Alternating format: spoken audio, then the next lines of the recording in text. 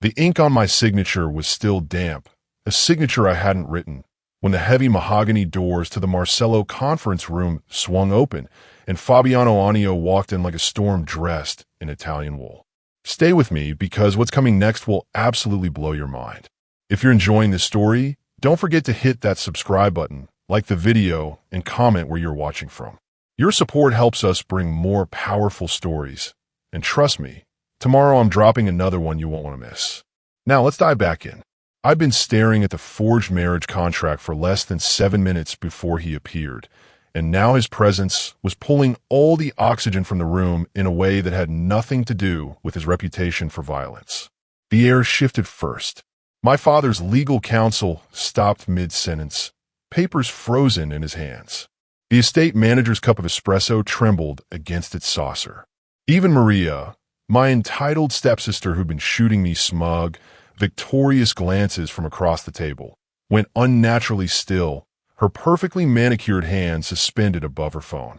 Then he filled the doorway. Tall, navy vest tailored so precisely it looked painted on.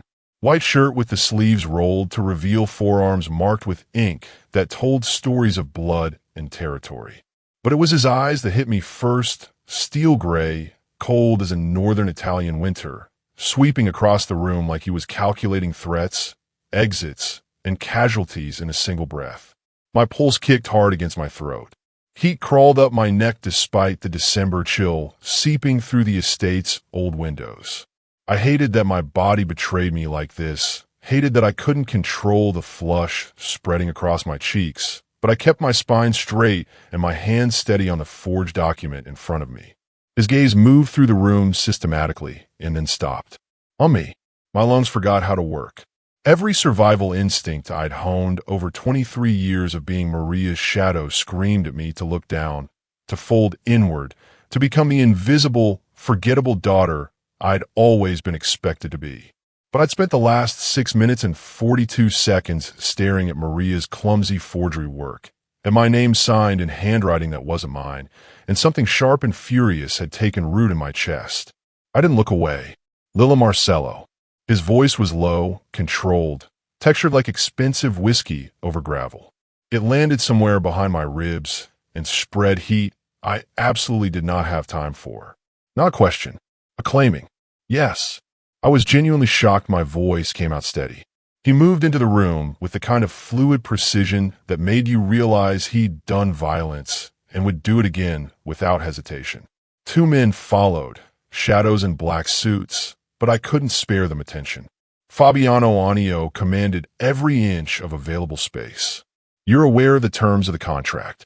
Again, not a question. I am now. Something flickered across his expression. Now. I lifted the document, forcing my hand not to shake through pure spite. This marriage contract was filed with your office this morning.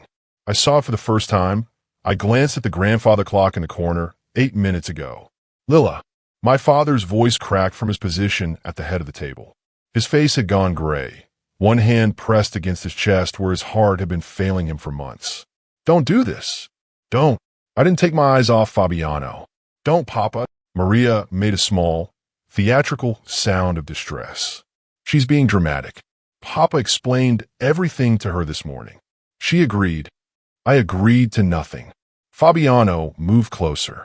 3 deliberate steps that ate up the distance between us. He stopped at the opposite end of the conference table, and even with 6 feet of polished mahogany between us, I could feel the heat radiating off him, could smell something expensive and dark. Cedar and gunpowder. Explain. 1 word. A command. This was what I was good at, the only thing Maria and my stepmother had ever found me useful for. Finding errors. Tracing discrepancies. Speaking in cold facts when everyone else was drowning in emotion and lies. The original betrothal contract, signed 3 years ago, named Maria Bianchi Marcello as the bride. I kept my voice clinical, detached. This amended version replaces her name with mine, but the authenticating signature isn't my father's. Silence crashed through the room.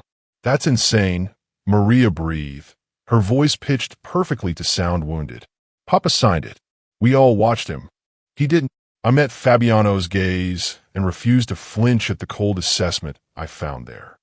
The downstroke on the capital M in Marcello is wrong. Papa's signature has a distinctive hook at the baseline, a habit from his years studying architecture in Milan.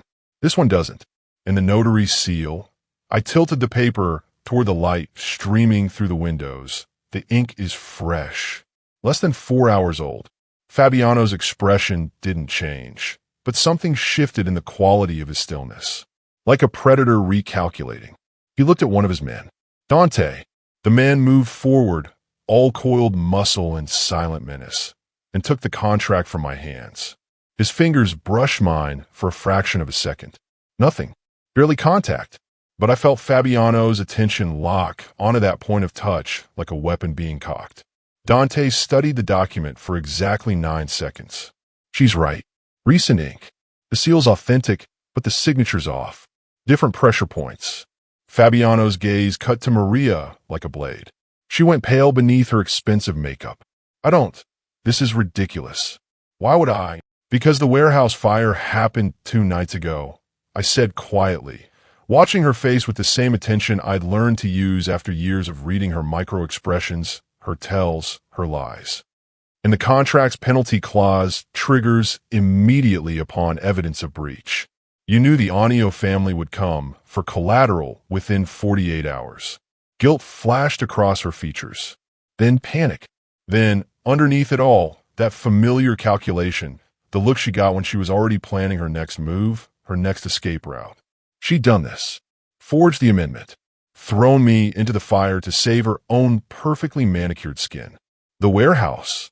Fabiano's voice had gone quieter, and somehow that made it infinitely more dangerous. 42 million euros in imported liquor. Access logged under Marcello logistics credentials. Security footage shows your family's authorization codes. Codes that were stolen. I said, forcing myself to hold his gaze even though my heart was trying to punch through my ribcage.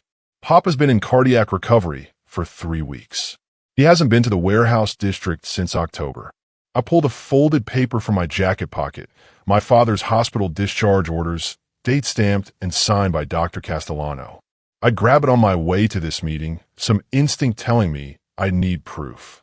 Complete bed rest. No physical exertion. No travel beyond the estate grounds. I slid it across the table toward Fabiano. He couldn't have authorized that shipment theft, but someone with access to our family security protocols could have. My eyes moved to Maria. Her jaw was clenched so tight I could see the muscle jumping beneath her skin. Fabiano picked up the hospital document. Read it. Then his gaze, those cold, calculating steel-gray eyes, moved slowly back to me. And that's when I did something I've been trained my entire life never to do. I went on the offensive. Before we discuss my sudden elevation to bride status, I said, reaching for the leather portfolio I'd brought to what I'd thought was a routine estate meeting, perhaps we should discuss the other discrepancies in this arrangement. Fabiano went very still. Other discrepancies. I pulled out a second document, this one printed from the Marcello Logistics financial database that Maria thought I didn't have access to. My stepmother had spent years trying to push me out of the family business, but she'd made one critical mistake. She'd underestimated how much the junior accountants liked me, how many of them owed me favors for covering their errors, for teaching them the systems Papa had built over decades. The dowry, I said, spreading the papers across the table. According to the original contract, the Marcello family pledged a compensation package of 15 million euros, plus controlling interest in our Mediterranean shipping routes, plus the deed to our warehouse complex in Genoa. I looked up at Fabiano. That was the agreement 3 years ago when Maria was the bride. And his voice was carefully neutral, but I could see the interest sharpening in his eyes. And according to the financial transfers logged in our system over the past 6 months, Maria has been systematically liquidating those assets.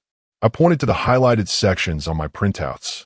The Genoa warehouse deed was transferred to a shell corporation in Malta 3 months ago. The shipping route contracts were sold to Castellano Imports, a company that, interestingly, shares a registered address with Maria's personal boutique in Milan. And the liquid assets, I met his gaze directly, have been reduced from 15 million to approximately 4.2 million through a series of consulting fees and business development costs that, upon examination, appear to be transfers to Maria's personal accounts. The silence that followed was absolute. Maria's face had gone from pale to bloodless. That's your lying. Those were legitimate business expenses. Legitimate business expenses don't include 75,000 euros charged to wardrobe consultation or 120,000 for a market research trip to the Amalfi Coast that coincided exactly with your 3-week vacation with your boyfriend. I didn't look at her.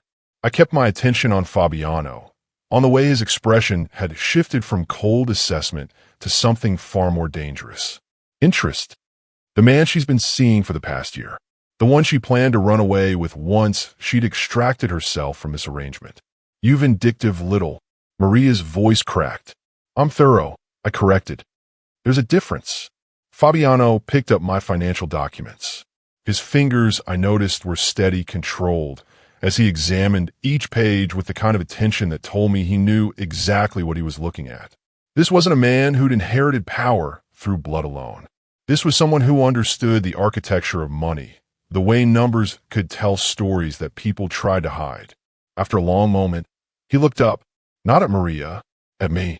You prepared this analysis, he said, in the 8 minutes since you discovered the forged contract.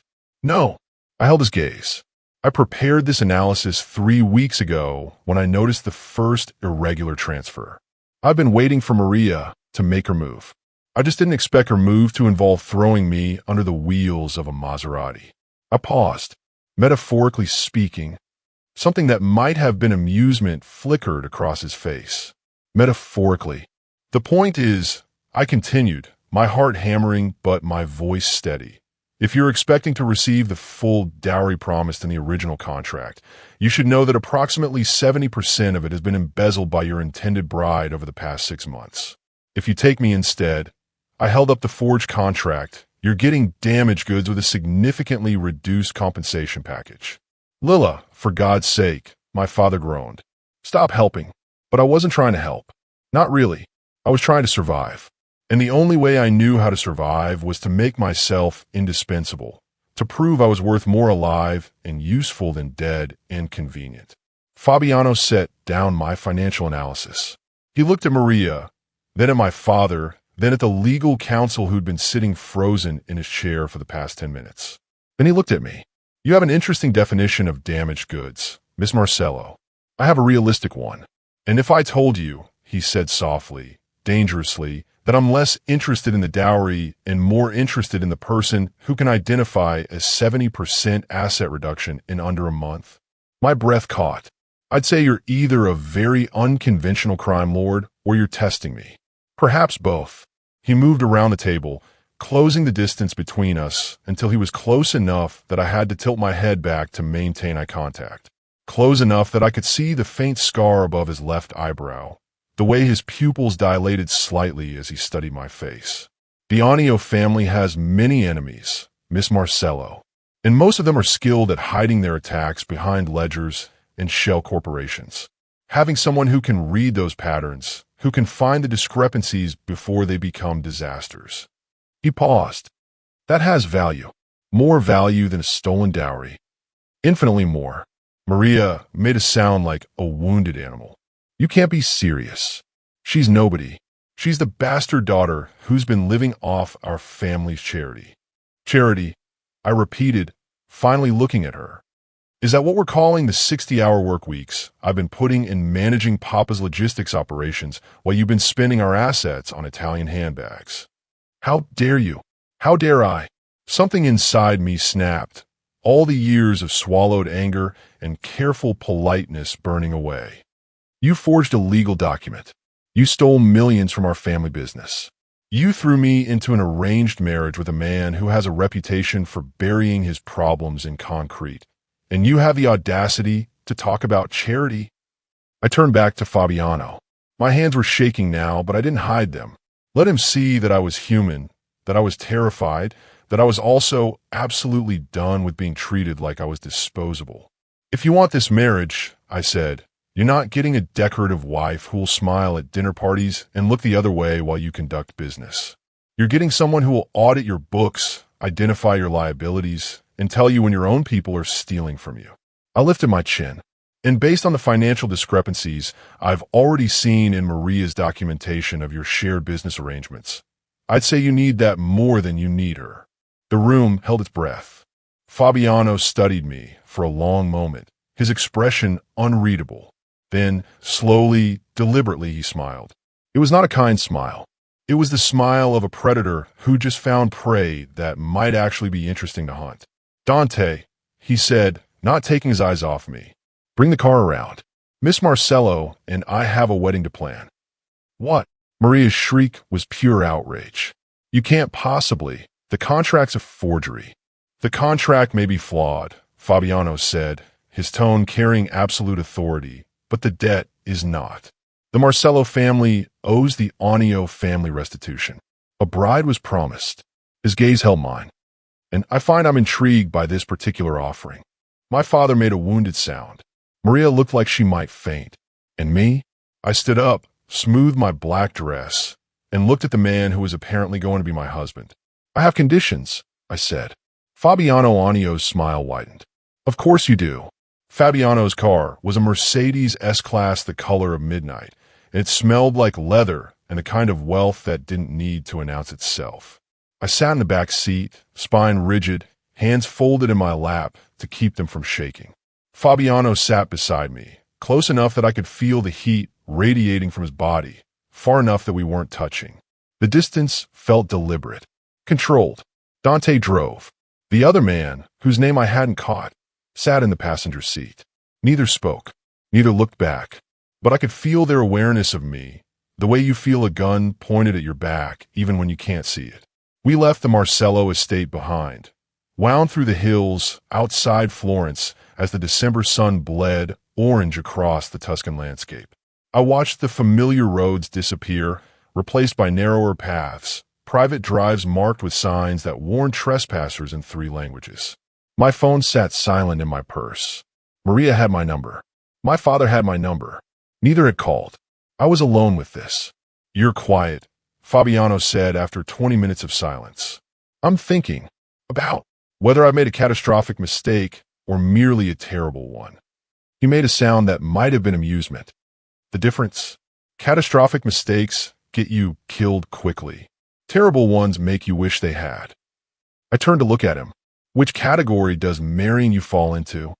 His eyes met mine, and for a moment I saw something beneath the cold calculation, something that looked almost like respect. "That depends entirely on what you do next." Reassuring. "I don't deal in reassurance, Miss Marcello. I deal in reality." The car turned through a gate I hadn't seen, hidden behind a wall of cypress trees. The road beyond was smooth, private, lined with gardens that had been manicured into submission. And then the house appeared. Except calling a house was like calling the Mediterranean pond. The Anio estate sprawled across the hilltop like a Renaissance painting come to life. Stone walls the color of honey, arched windows that reflected the dying sunlight. A fountain in the circular drive where marble figures poured water from carved urns. It was beautiful in the way a cage could be beautiful, all that loveliness wrapped around the certainty that leaving wouldn't be simple. "Home," Fabiano said, and the word carried no warmth. The car stopped. Dante opened my door before I could reach for the handle. I stepped out, my heels clicking against stone, and tried not to look as overwhelmed as I felt. Men appeared from the shadows of the columned entrance. 4 of them, maybe 5, all wearing dark suits that didn't quite hide the shapes of weapons beneath. They didn't speak, just watched, assessed, calculated whether I was a threat or a liability. I lifted my chin and walked toward the entrance like I owned the place, like I hadn't just been traded away by my own family, like my knees weren't threatening to buckle. "Gentlemen," Fabiano's voice cut through the silence. "This is Lila Marcello, my fiancé. You will extend her the same courtesy you extend me." One of the men, older than the others with silver threading through his dark hair, stepped forward. His smile didn't reach his eyes. "Of course, Don Anio. Welcome, Miss Marcello." He looked at me the way you'd look at a puppy someone brought home without asking. Temporary. Disposable. Unlikely to survive the winter. Thank you, I said, matching his false warmth with my own. I didn't catch your name. Salvatore. I manage security for the estate. How fortunate. I'll need a full briefing on protocols, entry points, and staff access levels by tomorrow morning. His smile froze. I'm sorry. Security protocols, I repeated calmly. If I'm going to be living here, I need to understand the systems. Unless you'd prefer I remain ignorant of potential vulnerabilities, I'll let the question hang. Watch him try to decide if I was naive or testing him. Fabiano's hand settled against the small of my back, light but possessive. Salvatore will provide whatever you need, Cara. Won't you, Salvatore? The older man's jaw tightened. Of course. We moved inside. The entrance hall was all marble and frescoed ceilings, a grand staircase that curved upward like a spine. More men appeared, melting out of doorways and side corridors. I counted 7. No, 8. All armed. All watching me with expressions that ranged from curious to hostile. You keep a lot of security, I said quietly to Fabiano. I have a lot of enemies. Inside the house, his fingers pressed slightly harder against my back. Everywhere. A woman appeared at the top of the stairs, middle-aged, dressed in a simple black dress that marked her as staff, but carried herself with the authority of someone who'd run this place long before Fabiano had inherited it. She descended with careful dignity, her eyes moving over me with the kind of assessment that only another woman could deliver. Taking in my off-the-rack dress, my minimal jewelry, my lack of designer labels. Finding me wanting. Rosa, Fabiano said. This is Lilla Marcello. She'll need the East Wing suite prepared. The East Wing.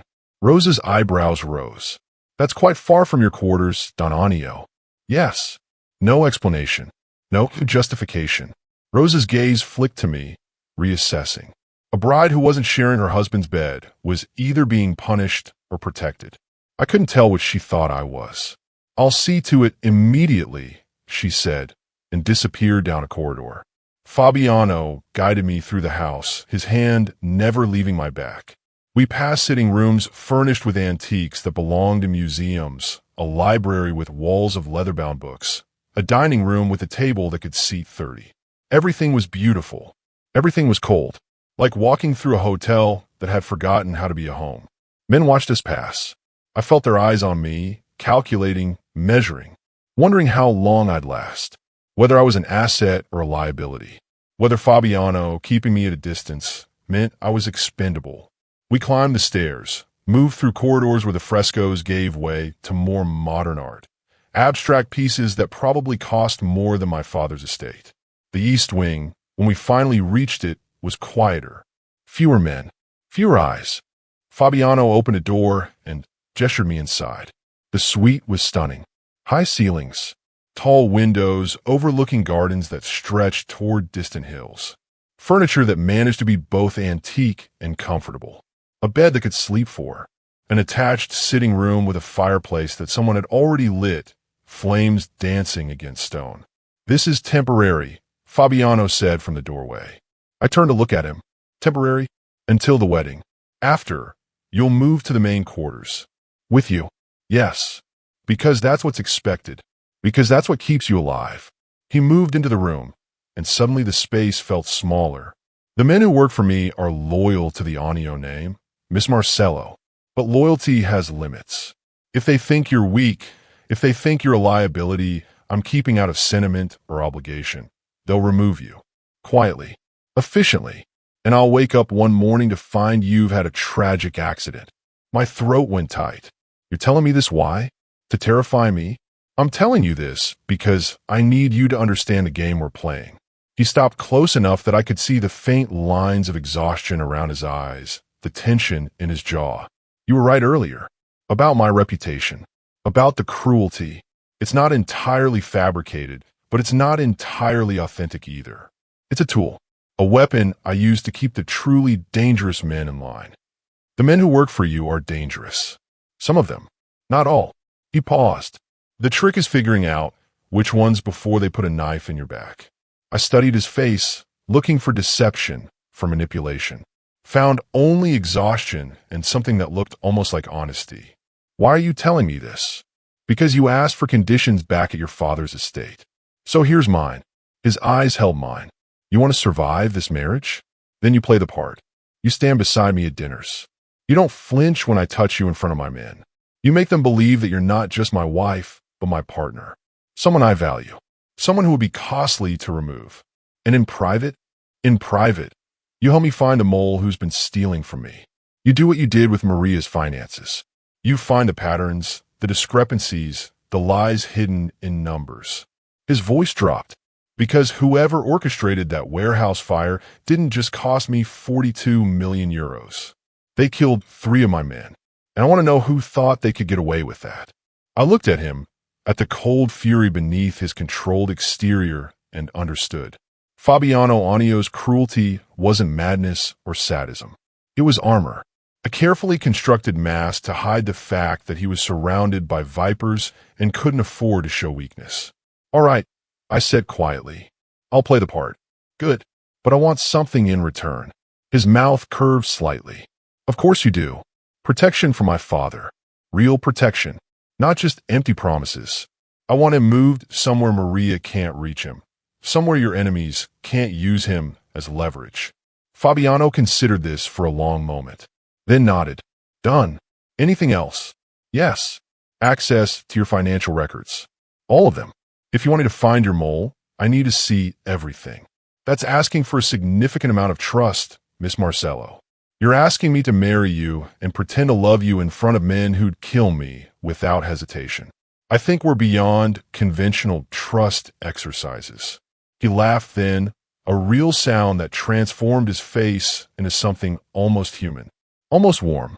Fair point. He moved toward the door, then paused. Dinner is at 8. Rosa will send someone to show you down. Dress appropriately. My men will be watching. What's appropriately? Like you belong here. He looked back at me, his expression unreadable. Like you're dangerous. Then he was gone. I was alone in my beautiful cage, wondering if I'd just agreed to save myself or sign my own death warrant in more elegant handwriting. The wedding happened 3 days later in a chapel that smelled like incense and old stone. No guests, no flowers, just a priest who spoke too quickly, 2 witnesses whose names I didn't catch, and Fabiano standing beside me in a black suit that probably cost more than my childhood home. I wore ivory silk that Rosa had procured from somewhere. Simple and elegant and utterly impersonal. Like wearing costume. Like playing a part in someone else's story. The priest asked if I took this man. I said yes, because the alternative was unthinkable. Fabiano slid a ring onto my finger, platinum with a diamond that caught the candlelight and threw fractured rainbows across the chapel walls. His hands were steady. Mine trembled. When it was over, we signed papers in the vestry while the witnesses watched. Legal documents that made me Lilla Anio, that bound me to a man I'd known for 72 hours, that promised obedience and fidelity and a dozen other things I had no intention of honoring beyond their tactical value. Fabiano signed his name with quick efficiency, then handed me the pen. I stared at the signature line, at the space where my name would go, where my identity would transform into something else entirely. Having second thoughts? He asked quietly. I had second thoughts 3 days ago. I'm somewhere around 4th or 5th thoughts now. And I'm out of options. I signed. The pen scratched against paper, final and irrevocable. So here we are. He studied my signature for a moment, then looked at me with something that might have been sympathy. Yes, here we are. The reception was worse than the ceremony. Fabiano's men filled the main dining room, bottles of expensive wine appearing on the table alongside courses I barely tasted. They toasted our marriage with words that sounded celebratory but felt like assessments. Watching, waiting, trying to determine if I was strong enough to survive what came next. Salvatore raised his glass, his smile sharp. To Don Anio and his beautiful bride.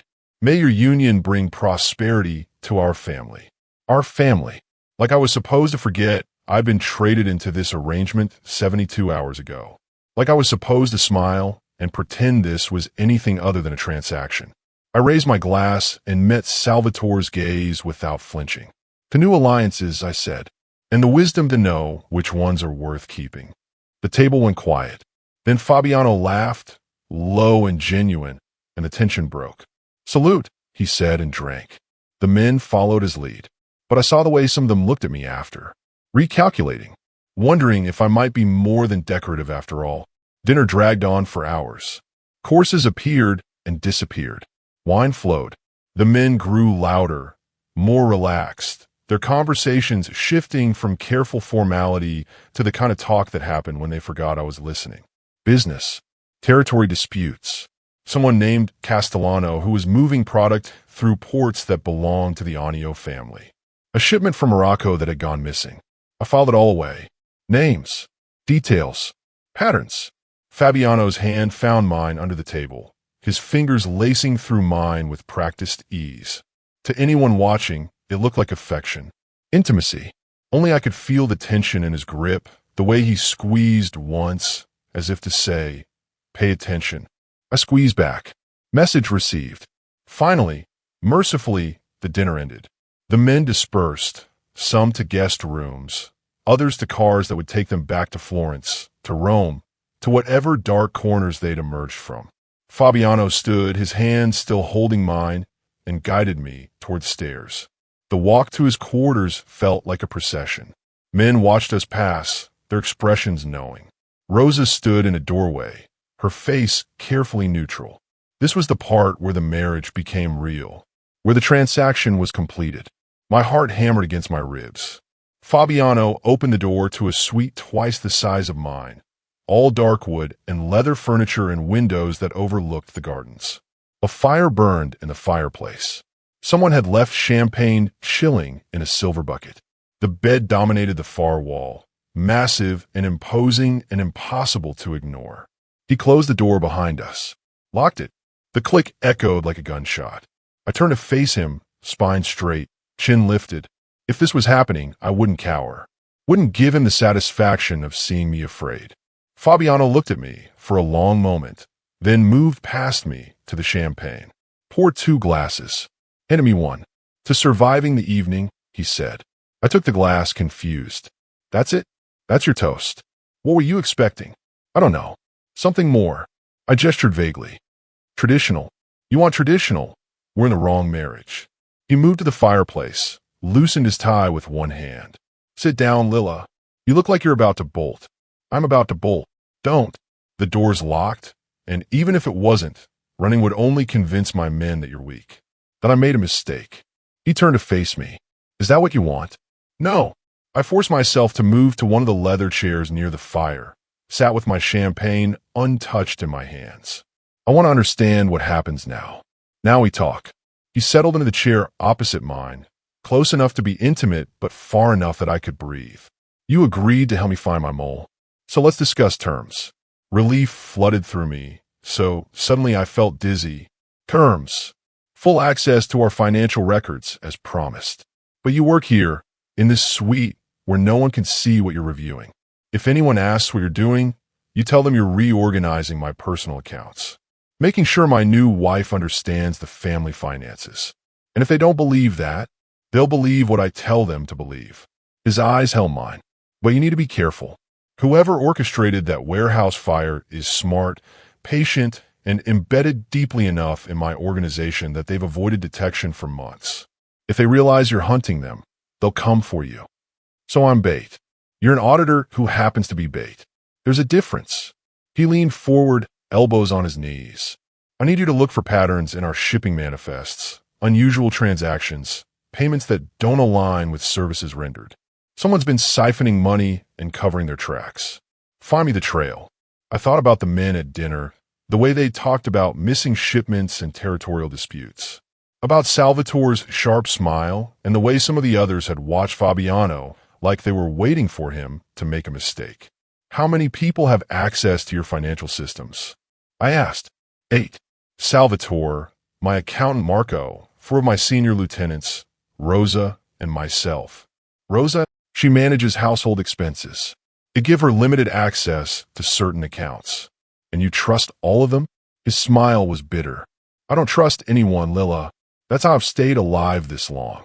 present company included, present company especially, but there was no heat in it, just honesty. You're here because you're useful and because keeping you close is strategically advantageous. The moment that changes, so does our arrangement. How romantic. I didn't promise you romance. I promised you protection and purpose. Everything else is negotiable. I looked at him across the firelight, at the exhaustion etched into his features, the careful control he maintained even here, even now. He'd married me to gain an asset. I'd married him to survive. Neither of us had pretended otherwise. It should have felt cold, clinical. Instead, it felt almost honest. All right, I said. I'll find her mole. I'll sit beside you at dinners and pretend I chose this. I'll play the devoted wife for your men and make them believe I'm dangerous enough to be worth keeping alive. I met his gaze directly. But I need something more than protection for my father. What? The truth. I set down my champagne. About what happened to Maria. About why you let her get away with stealing millions and forging documents instead of making her disappear like I assume you make most problems disappear. Fabiano was quiet for a long moment. Then he stood, moved to his desk, and pulled out a folder. Brought it back to me. Inside were photographs. Maria and a man I didn't recognize, dining at an expensive restaurant in Rome. The same man accepting a briefcase from someone who looked distinctly like one of Fabiano's competitors. Bank statements showing transfers that matched the amounts Maria had stolen. Your stepsister wasn't just running away with a boyfriend, Fabiano said quietly. She was selling information to the Castellano family, using the money she stole from both our families to buy her way into their protection. My stomach turned. She was working with your enemies. Yes, and I let her go because following her is more valuable than killing her. She'll lead me to everyone involved in the warehouse fire, everyone who thought they could undermine the Anio family and get away with it. His eyes were cold, and when I have all the names, all the evidence, I'll dismantle them piece by piece. And Maria will face justice. Eventually, he took the folder back. But first, she serves as bait. Just like you, Kara. Just like everyone in this house. I looked at him, at the careful strategy behind every decision, and understood. Fabiano Anio wasn't just cruel. He was patient, methodical, playing a game so complex that even his own men couldn't see all the pieces. You're terrifying, I said softly. Yes. No apology. No justification. But I keep my promises. You find my mole, I protect you and your father. I give you power, position, the resources to become someone Maria can never touch again. He extended his hand. Do we have an agreement? I looked at his hand, at the tattoos that disappeared beneath his sleeve, at the ring on his finger that matched mine. This wasn't a marriage. It was a contract, a pact written in blood and ink and mutual necessity. I took his hand. We have an agreement. His fingers tightened around mine, warm and solid. Then let's get to work, Mrs. Anio. One more thing, I said. Yes. Where am I sleeping tonight? He gestured toward a door I hadn't noticed. The suite connects to yours through that corridor. I had it open this afternoon. He released my hand. I don't require consummation to make this marriage binding, Lila. I require competence, loyalty, the willingness to do what needs to be done. He paused. Everything else is your choice. I stood, moved toward the connecting door, then stopped. Thank you. For what? For not pretending this is something it isn't. His smile was sad. We're both too practical for pretty lies. I left him there by the fire and walked through the corridor to my own suite. The door locked behind me. I stood in the darkness, still wearing my wedding dress, and wondered what I'd become. A wife without a husband. An auditor hunting traitors. A woman playing at being dangerous until the performance became real. I pulled off the diamond ring and set on the nightstand. Crawled in a bed, still wearing ivory silk. And dreamed of numbers that didn't add up and men with knives hidden in their smiles. I woke to someone knocking on the connecting door. Not the main entrance, the one that led to Fabiano's suite. The sky outside was still dark, that deep blue-black that meant dawn was hours away. Come in, I called, pulling the blanket higher even though I was still fully dressed in yesterday's ivory silk, wrinkled now and uncomfortable. Fabiano entered carrying a laptop and 3 accordion files thick with documents. He looked like he hadn't slept, his shirt untucked, sleeves rolled to his elbows, hair falling across his forehead. Human in a way I hadn't seen him before. "It's 4 in the morning," I said. "Yes, and you're awake, which means you couldn't sleep either." He set the files on my desk, opened the laptop. I thought we might as well be productive with our insomnia. I climbed out of bed, smoothed the ruined dress as much as possible. "Let me change first." "Take your time. I'll make coffee." By the time I emerged from the bathroom in jeans and a sweater, he'd somehow procured an entire coffee service. Not just coffee, but cream and sugar and small pastries that looked like Rosa had been dragged from her bed to produce them. "You have a gift for making demands at unreasonable hours," I said, accepting a cup. "It's called being the boss. You'll learn." He pulled out the chair at my desk. "Sit. Let me show you what I need you to see." The files contained 5 years of shipping manifests, invoices, customs declarations, and payment records. Thousands of pages documenting the movement of goods, legal and otherwise, through ports across the Mediterranean. Wine and olive oil and textiles on the surface. Other things I didn't ask about, hidden in the layers beneath. "Start with the past 6 months, Fabiano said, leaning against the desk beside me. Close enough that I could smell cedar and something darker, smoke maybe, or just exhaustion. Focus on discrepancies between what we shipped and what arrived, between what we paid and what the manifests say we should have paid." I pulled the laptop closer, opened the first spreadsheet. Numbers filled the screen, rows and columns of data that most people would find incomprehensible. But I'd grown up doing this, helping Papa manage logistics when no one else had the patience. Numbers made sense. They followed rules. They told stories if you knew how to listen. An hour passed, then 2. The sky outside shifted from black to gray to pale gold. Fabiano brought more coffee without being asked, pointed out patterns I might have missed, explained the coding system his people used to track shipments that existed in the spaces between legal and illegal. "Here," I said finally, highlighting a series of transactions. "These payments to Porto Customs Services. The amounts are consistent, same every month, but the shipment volumes they correspond to vary wildly. In March you moved 15 containers, but paid the same as January when you moved 32. Fabiano leaned closer, his shoulder brushing mine as he examined the screen. "Could be a negotiated flat rate. Could be, but look at the authorization codes." I pulled up another document, compared them side by side. These 3 shipments, the ones with suspicious payment ratios, they're all authorized by the same person. LS7, Lieutenant designation. His voice had gone flat. 7 is Salvatore. Of course it was. I'd suspected as much since dinner. The way he'd looked at me, at Fabiano, like he was already counting the days until things shifted in his favor. "It gets worse," I said, pulling up the warehouse inventory records.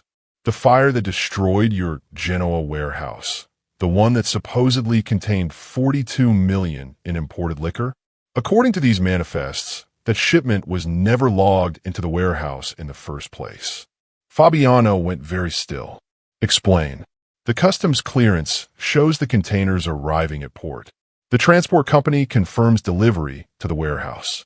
But the warehouse inventory system has no record of it being checked in, which means either your warehouse manager is incompetent or someone diverted those containers before they reached their destination and then set the fire to cover the missing inventory and blamed the loss on the fire, making it impossible to prove the product was never there."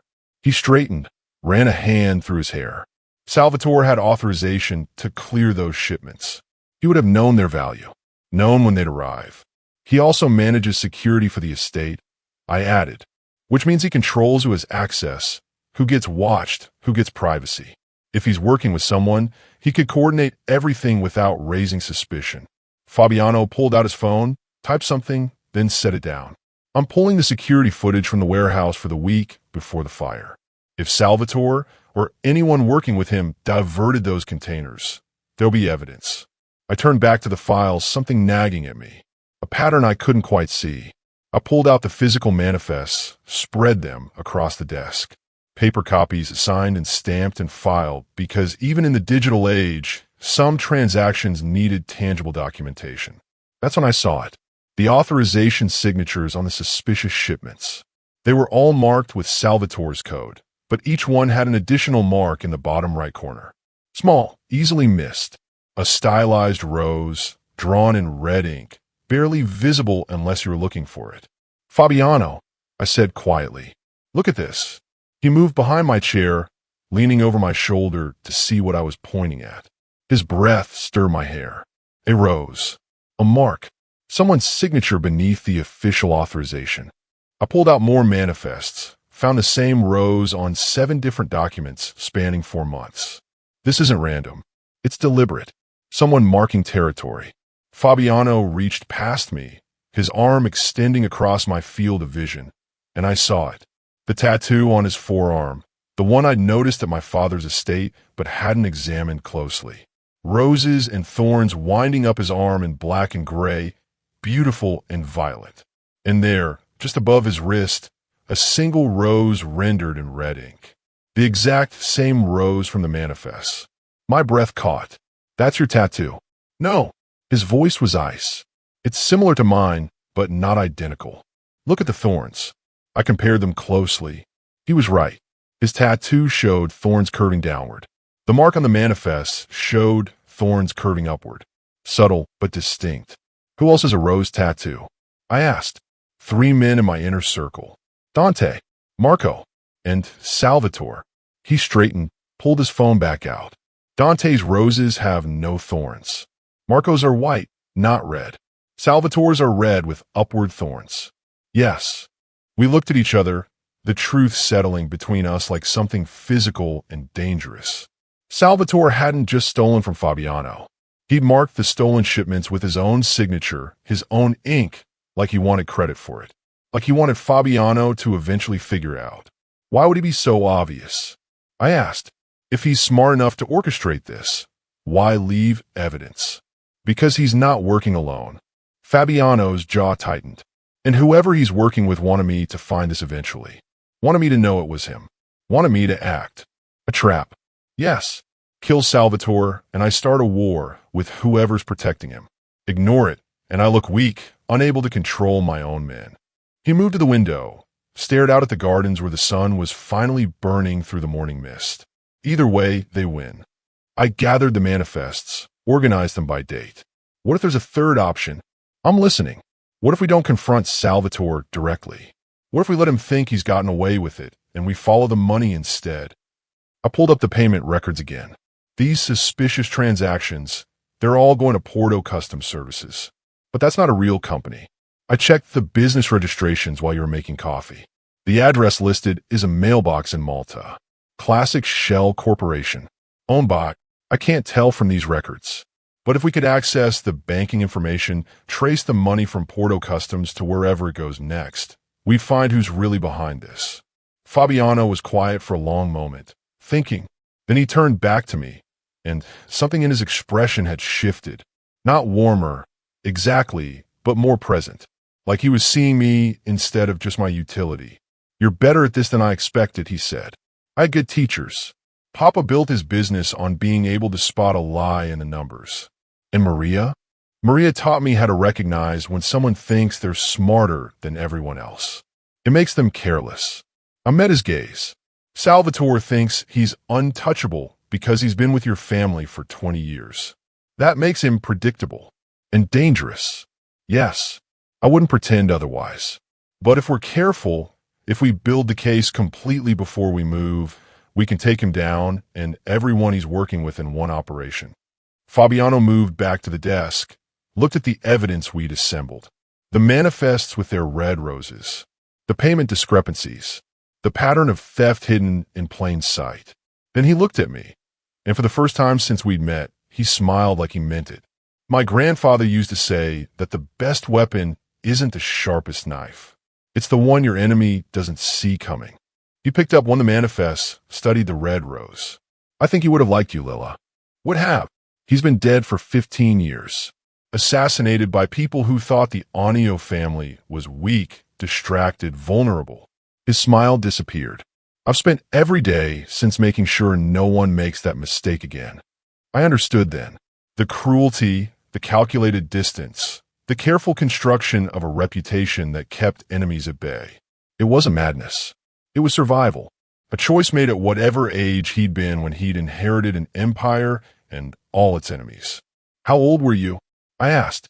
When he died? 19. He set down the manifest. Old enough to know what I was inheriting. Too young to know how much it would cost. The words hung between us, honest and raw in a way that felt dangerous. Like we'd crossed some invisible line from strategic allies into something that might eventually resemble trust. Rosa's knock on the main door broke the moment. Don Anio, she called. Breakfast is ready, and Salvatore is asking if you'd like him to join you. Fabiano's expression shifted back to cold control. Tell him yes, and tell him to bring the security reports from the warehouse. Of course. He looked at me. Can you play the devoted wife through breakfast? Can you play the unsuspecting husband? His smile was sharp. Kara, I've been playing that role since I was 19. We went downstairs together, his hand finding mine, our rings catching the morning light. And I thought about red roses and upward thorns and men who marked their crimes like they wanted to be caught, like they were daring someone to try. The family event was announced 2 days later. A celebration of some obscure saint whose name I immediately forgot, but whose feast day apparently required the presence of every significant player in the Italian underworld.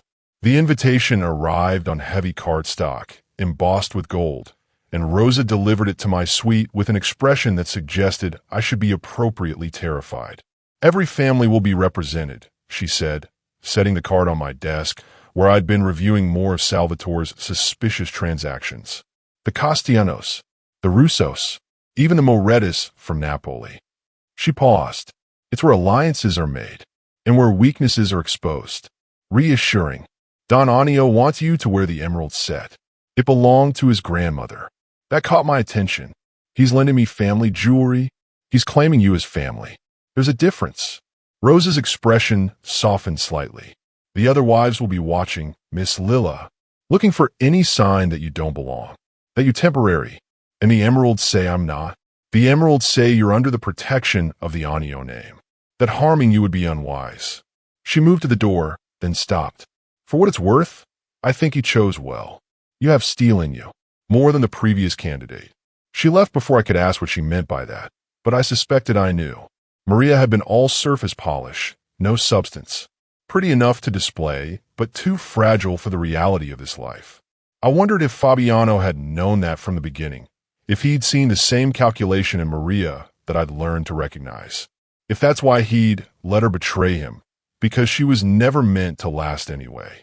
The dress Rosa brought that evening was black silk that moved like water, cut high at the neck, but open at the back in a way that made breathing difficult. The emeralds came in a velvet box, a necklace and earrings that probably cost more than my father's entire estate. They were heavy, cold against my skin, beautiful in the way dangerous things often are. Fabiano knocked on the connecting door exactly at 7. I opened it to find him in a black suit that made him look like violence wrapped in expensive tailoring, his hair swept back, the tattoos on his hands visible below his cuffs. He stopped when he saw me, and something flickered across his face too quickly to name. You'll do, he said. High praise. I don't deal in flattery. You look like you belong on my side. That's what matters. He extended his arm. Ready to be evaluated by every criminal family in Italy? Absolutely not. But let's go anyway. His mouth curved slightly. That's my girl. The event was held at the Castellano estate, which told me everything about the current power dynamics. Fabiano was entering his rival's territory, surrounded by potential enemies, and bringing his brand new wife as either a shield or a target. I couldn't tell which.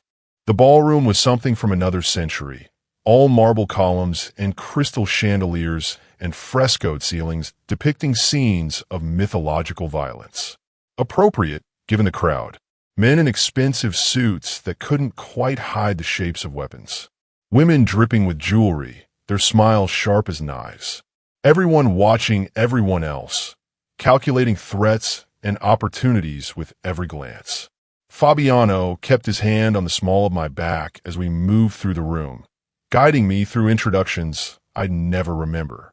The Russos from Rome, the Morettis from Napoli, the Benedettis from Milan. Each handshake was a negotiation. Each smile had teeth. Don Anio, a voice said from behind us, smooth as poison honey.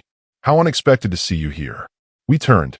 The speaker was tall, silver-haired, wearing a suit that probably cost more than most people's cars. His smile didn't reach his eyes. Behind him stood 3 men who looked like they collected broken bones as a hobby. Castellano, Fabiano said, his voice neutral. Thank you for the invitation. Of course. We're all family here, aren't we? Castellano's gaze moved to me, lingered. And this must be your new bride. The accountant, I've heard. My wife, Fabiano corrected, his hand pressing slightly harder against my back. Lilla Anio. Charming. Castellano extended his hand. I took it, felt him squeeze just hard enough to be uncomfortable. A test. I hope you're finding married life agreeable, Mrs. Anio. I'm finding it educational, I said. I'm sure. His smile widened. Your predecessor was quite different. Beautiful, of course, but perhaps not as practical. My predecessor is no longer relevant, Fabiano said quietly, dangerously. Of course not. Forgive me. I simply meant. Castellano's attention shifted to something over my shoulder, and his expression changed. Ah, speaking of relevance. I turned. Maria stood in the ballroom entrance wearing red silk and diamonds, her blonde hair swept up to expose her neck, her smile brilliant and utterly false. She looked like a fashion magazine come to life, perfect and polished, and completely out of place among these people who dealt in violence and territory and blood. She saw me, saw Fabiano. Her smile widened. Oh God, I breathed. Steady, Fabiano murmured. Don't give her the satisfaction. Maria crossed the room like she owned it, ignoring the stares, the whispers that followed in her wake. She stopped in front of us, her gaze moving over me with the kind of assessment that only a stepsister could deliver. Taking in my dress, my jewelry, my position at Fabiano's side. Finding me wanting. Lilla, she said, her voice pitched to sound delighted. How wonderful to see you. And Fabiano. She laid her hand on his arm, familiar, possessive. You look well. Marriage suits you. Fabiano removed her hand with the kind of precision that made it clear the touch was unwelcome. Maria, I wasn't aware you'd been invited. I'm here with the Castellanos. They've been so welcoming since my unfortunate situation with the Marcello family. Her eyes found mine. I'm sure Lilla has told you all about that. How I was forced to make difficult choices. How she stepped in so bravely to take my place. She's told me everything I need to know, Fabiano said coldly. Has she? Maria smiled. Then she's told you about our childhood. How close we were. How I always protected her from the crueler students at school. How I made sure she had pretty dresses for parties, even though she could never quite pull them off the way I did. Heat crawled up my neck. Shame that I hadn't felt in years, that I'd thought I'd buried, rising like bile in my throat. Because she was right. She had bought me dresses. Had brought me to parties where I'd stood in corners while she danced. Had made me feel grateful for scraps while she feasted. How charitable of you, I said, keeping my voice level through sheer force of will. I've always been charitable with family. Maria's hand drifted back toward Fabiano's arm, which is why I wanted to come tonight. To make sure you were being treated well. To make sure Fabiano wasn't too disappointed with the substitution. Disappointed, Fabiano repeated, his voice gone soft and lethal. Well, you were engaged to me first. We had plans, a future, and then circumstances forced a change, and you ended up with, well, her smile was acid. With Lilla, the ballroom had gone quiet. I could feel eyes on us, everyone watching to see how this would play out. Whether Fabiano would defend his forced bride, or whether he'd reveal what everyone suspected, that I was second choice, temporary, expendable. Fabiano took my hand, laced his fingers through mine with deliberate intimacy. You're right, Maria. I was engaged to you first, which means I had months to get to know you, to understand exactly what you are. Her smile froze. You're beautiful, he continued, his tone conversational, like he was discussing the weather. Polished, trained from birth to be decorative. But you're also greedy, short-sighted, and catastrophically stupid. You stole from your own family. You forged documents to escape an arrangement you were too cowardly to honor. You sold information to my enemies and thought I wouldn't notice. The room held its breath. So yes, Fabiano said, pulling me closer to his side, his arm wrapping around my waist. Circumstances did force a change, and I ended up with Lila, who in 3 days has proven herself more valuable, more intelligent, and infinitely more trustworthy than you managed in 3 years. Maria's face went white, then red. You can't possibly. I can. And I am. He looked at me, and something in his expression shifted into what might have been real affection, or perfect acting. I couldn't tell the difference. This woman is my wife, my partner, my only choice, and anyone who questions that is questioning me. The silence that followed was absolute. Then Castellano laughed, breaking the tension. Well said, Don Anio. Family loyalty is everything, isn't it? Everything, Fabiano agreed, not taking his eyes off Maria, which is why betrayal is so disappointing. Maria took a step back, her composure cracking. I should go. I only came to pay my respects. You came to gloat, I said quietly, finding my voice. To prove you'd landed on your feet. That leaving me to clean up your mess hadn't cost you anything. I looked at her, at the stepsister who'd spent 23 years making me feel small. But it did cost you. It cost you everything. And now you're here, wearing borrowed diamonds and standing in another family's territory, trying to convince everyone you're still relevant. Her eyes filled with tears, real ones for once. You don't understand. I understand perfectly. You're alone, and you're terrified. I felt Fabiano's arm tighten around me, supporting, claiming, "Welcome to the club." Maria fled, actually fled, her heels clicking against marble as she disappeared through a side door. The crowd stirred, conversations resuming, the entertainment over. Castellano raised his glass to Fabiano. A loyal wife. How refreshing, isn't it? Fabiano's voice carried an edge. One wonders how you manage with so many competing interests in your own organization. The older man's smile thinned. Carefully, Don Anio. Very carefully. They stared at each other, some message passing between them that I couldn't read. Then Castellano moved away, his men following, and we were left standing in the center of the ballroom with everyone still watching. That was a spectacle, I said quietly. That was necessary. Fabiano's hand found mine again. Every person in this room needed to see that you're not negotiable. That Maria is past tense. That anyone trying to drive a wedge between us will fail. And did they believe it? He looked at me, his gray eyes unreadable. I believed it. That's what matters. Something in my chest tightened. Not unpleasant, but dangerous.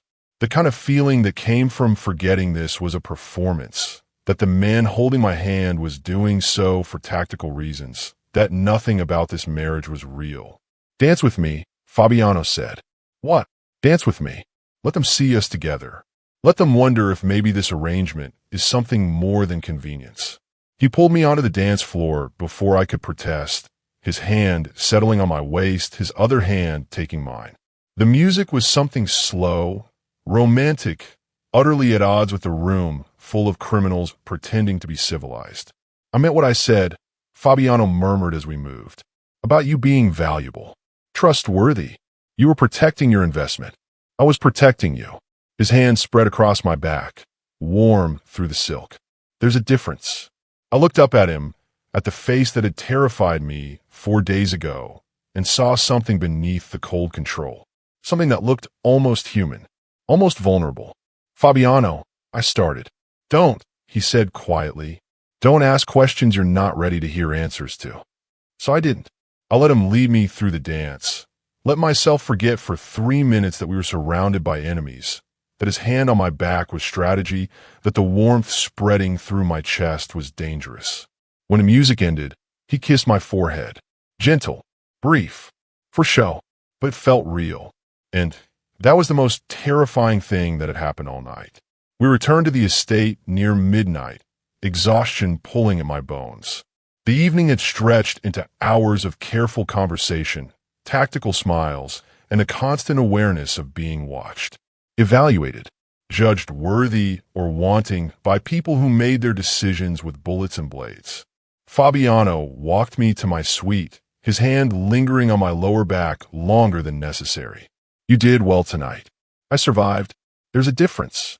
In this life, they're the same thing." He hesitated at the connecting door between our rooms. "Get some rest. Tomorrow we continue tracing Salvatore's accounts." "Fabiano," I said as he turned to leave. "Thank you for what you said to Maria." His expression softened fractionally. "I don't make claims I'm not prepared to defend." Then he was gone, the door closing behind him with a soft click that somehow felt louder than it should. I changed into sleep clothes, washed off the evening's makeup, and was reaching for the bottle of water on my nightstand when I saw it. A small wrapped box sitting beside the lamp, silver paper tied with black ribbon. I hadn't noticed it before, too focused on getting out of the dress that had been slowly suffocating me all evening. No card, no indication of who'd left it. Something cold slithered down my spine. I picked up the box carefully, turned it over. Professionally wrapped, the kind of presentation that came from expensive boutiques. The weight suggested jewelry, maybe a bracelet or another necklace. Rosa must have left it, or one of the staff, delivering something Fabiano had ordered as part of the continued performance of being a devoted husband. I pulled the ribbon loose, tore through the paper. Inside was a black velvet box, the kind that held rings or earrings. I opened it. Chocolates. Small, perfect, each one decorated with intricate designs and gold leaf. They looked expensive, artisanal, the kind of thing you'd give someone as a thoughtful gift. Except I hadn't told anyone I liked chocolate. Hadn't mentioned preferences or favorites to any of the staff. And something about the timing, the placement, the complete lack of identification made every instinct I'd honed over the past week scream danger. I set the box down carefully, backed away from it like it might bite. Then I grabbed my phone and called Fabiano. He answered on the first ring. "What's wrong?" "There's a gift in my room. Chocolates. I didn't order them, and I don't know who left them." Silence. Then, "Don't touch them. Don't touch anything. I'm coming." He appeared through the connecting door 30 seconds later, still dressed, his expression gone cold and lethal. He moved to the nightstand, examined the box without touching it, then pulled out his phone. "Dante, my sweet. Now, bring the test kit."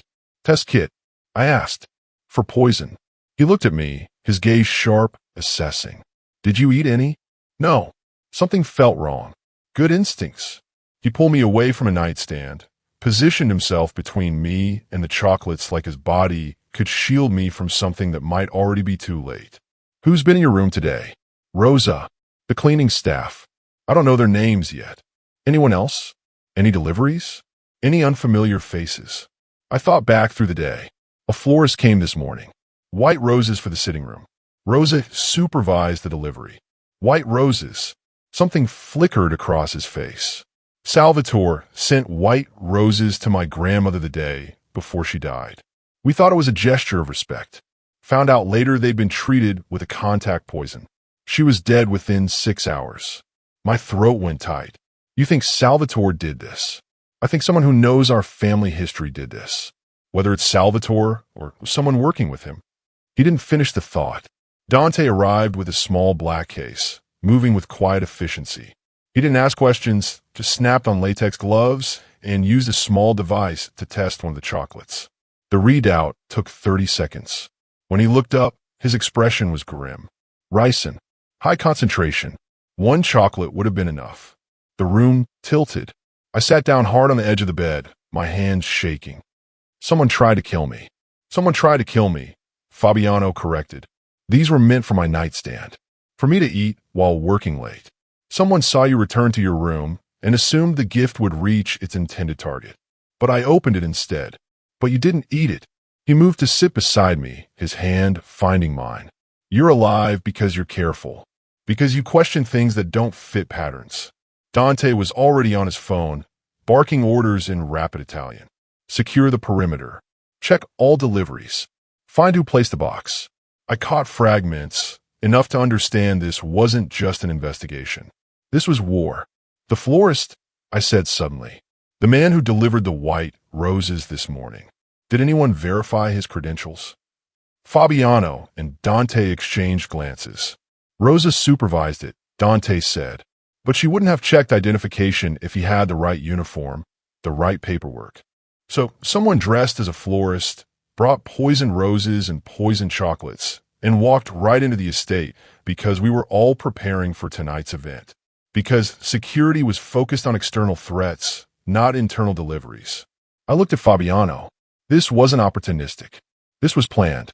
Someone knew we'd be distracted. Someone inside, Fabiano said quietly. Someone who knew our schedule, our routines. Salvatore, or someone working with him. He stood, paced to the window. This changes everything. If they're willing to move this openly, this recklessly, it means they're either desperate or they think they've already won. Dante finished his call. I've locked down the estate. No one leaves until we've questioned everyone who had access to this wing today. Good. Fabiano turned back to me. You're moving to my suite. Tonight. No arguments. I'm not arguing. My hands were still shaking. I pressed them against my thighs, tried to steady my breathing. I'm just trying not to think about what would have happened if I'd been hungry, if I hadn't questioned it. He crossed the room in 3 strides, knelt in front of me, so we were eye level. But you did question it. You're alive because you're smart and careful and you trust your instincts. His hands cover mine, warm and solid. And I'm going to make sure you stay alive. Do you understand? I nodded, not trusting my voice. Dante, clear the room. Make sure nothing else has been tampered with. Then post guards on both doors. No one enters without my explicit permission. Yes, Don Anio. Fabiano pulled me to my feet, guided me through the connecting door to his suite. The space was darker than mine, more masculine, all leather and wood and that scent of cedar and gunpowder that I'd started to associate with safety. He sat me on the leather sofa near the fireplace, then moved to pour amber liquid from a crystal decanter. Drink this, he said, pressing the glass into my hands. What is it? Whiskey. Expensive whiskey. Drink it anyway. I drank. The liquor burned down my throat, spread warmth through my chest that had nothing to do with alcohol and everything to do with delayed shock. Someone had tried to kill me, or tried to kill Fabiano, and I'd gotten in the way. Either way, I'd come within one bad decision of being dead.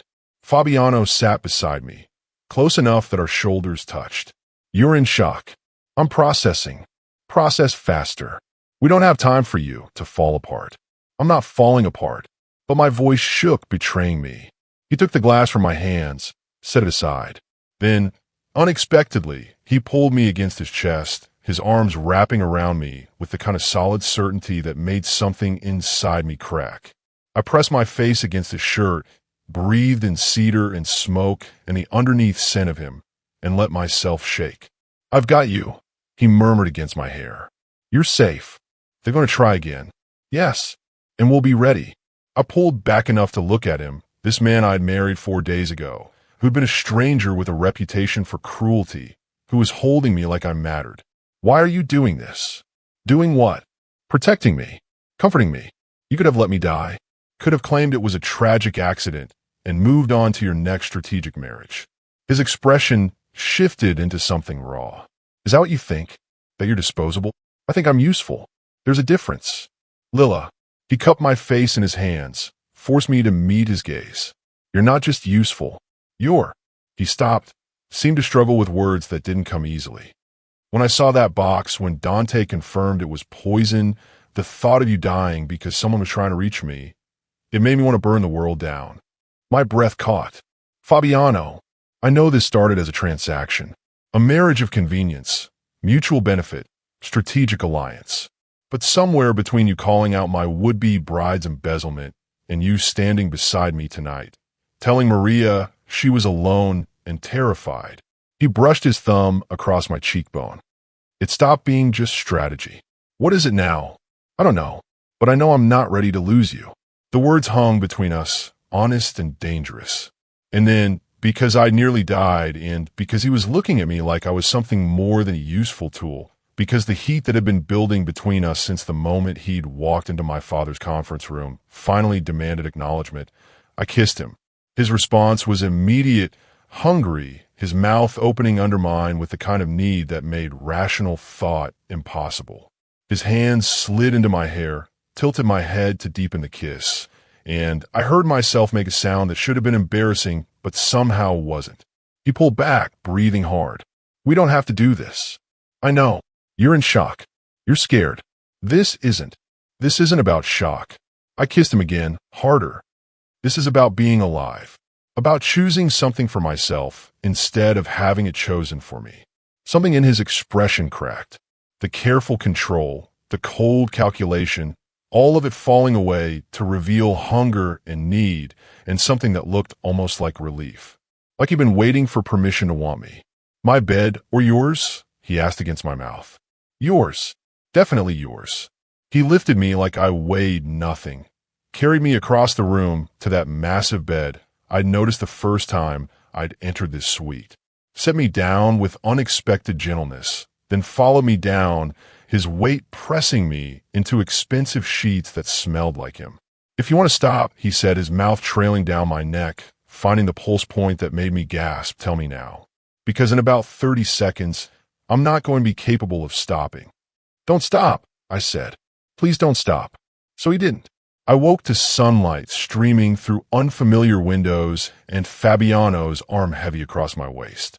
For a moment, I couldn't remember where I was, why my body ached in ways that were entirely pleasant, why I felt safer than I had in years. Then memory returned. The poison chocolates.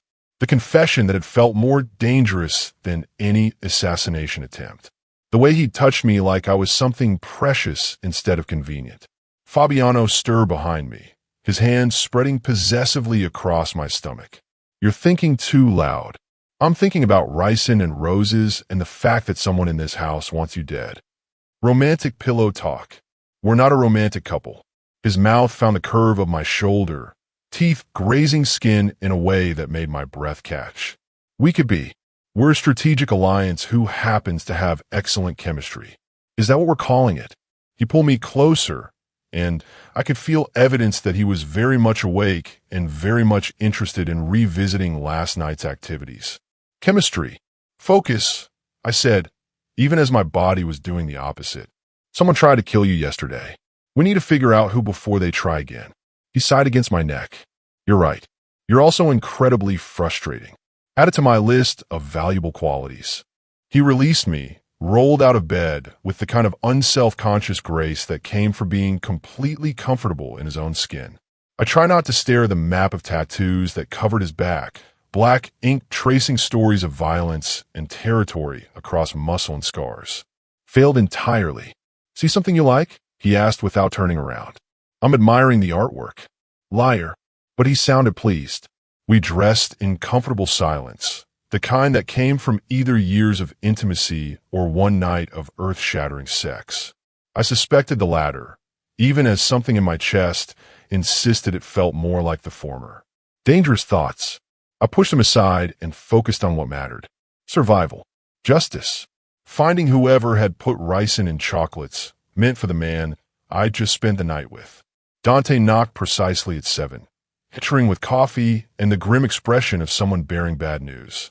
The florist was legitimate. Rosa verified his credentials with the company before allowing entry. But the delivery manifest shows only roses. No chocolates. So someone else placed the chocolates, I said, accepting a cup. Someone who had access to my suite between the floor's visit and when I returned from the event. Rosa, 3 cleaning staff, and Salvatore, Dante confirmed. Salvatore did a security sweep of the wing at 1700 hours. Standard protocol before Don Anio returns from outside events. Fabiano's jaw tightened. Convenient. There's more. Dante pulled out his phone, showed us security footage. This was captured from the East Corridor camera at 17:15. The video showed Salvatore entering my suite, emerging 4 minutes later. Nothing unusual except for the way he glanced both directions before leaving, the careful smoothness of his movements. Like someone who'd just completed a task they didn't want witnessed. That's not proof, I said. He could have been doing his job. Except he logged the security sweep as taking 12 minutes, Dante said. But the footage shows 4. Where are the other 8 minutes? He doctored his own logs. Fabiano took the phone, studied the footage. Sloppy. He's getting arrogant. Or desperate, I added. People make mistakes when they're running out of time. My phone buzzed. A text from an unknown number. I almost ignored it, then something made me look. Miss Marcello, we should talk. I have information about your husband's business dealings. Information that might save your life. The Café Rivoire, noon today. Come alone. A friend. I showed it to Fabiano. His expression went cold. It's a trap, he said immediately. Obviously. But it's also an opportunity. I looked at Dante. Can you trace the number? Already on it. He moved to the corner, phone to his ear, voice low. You're not going? Fabiano said. I'm absolutely going. Lila, whoever sent this thinks I'm naive enough to believe they're helping me. That I'm a frightened wife who married into something she doesn't understand. We can use that. I met his gaze. Let them think they can manipulate me. Let them show their hand. By putting you in danger. I'm already in danger. Someone left poison in my bedroom. At least this way, I'm controlling the terms. He looked like he wanted to argue, then reconsidered. Fine, but not alone. Dante and I will be there, watching. Any sign of trouble, we extract you immediately. Agreed. Café Rivoire sat in the Piazza della Signoria, tourist-heavy and public enough that violence would be difficult. I arrived at noon exactly, wearing jeans and a sweater that made me look young, uncertain, exactly the kind of target someone might approach with false sympathy. The cafe was crowded. I ordered an espresso, found a table by the window where I could watch the square, and waited. She appeared at 12:15. Maria. She wore designer sunglasses and a coat that probably cost more than my monthly salary at Marcello Logistics. She slid into the seat across from me with the smile of someone who thought they'd already won. Lila, thank you for coming. You're the friend offering to save my life? I kept my voice neutral, aware that Fabiano and Dante were somewhere in the crowd, listening through the wire I'd taped under my sweater. How thoughtful. I know you're angry. You have every right to be. But I'm trying to help you. By sending cryptic texts. By warning you before it's too late. She leaned forward, her expression earnest. Practiced. Fabiano is not who you think he is. He's dangerous. Unstable.